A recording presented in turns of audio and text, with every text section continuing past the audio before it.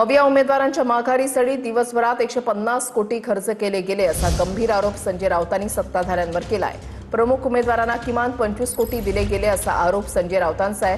कोकण छत्रपती संभाजीनगरच्या जागेसाठी व्यवहार झाला। बाळमाने आणि देवयानी डोणगावकर यांच्या माघारीवरून राऊतांनी हा आरोप केलाय। समोरच्या महाविकास आघाडीच्या किंवा अन्य उमेदवारांनी माघार घ्यावी यासाठी किमान आज दिवसभरामध्ये 150 कोटी रुपये आज खर्च करण्यात आलेले आहेत। 150 कोटी रुपये माघारीसाठी प्रमुख उमेदवारांना किमान 25 कोटी रुपये दिले आहेत। किमान 25।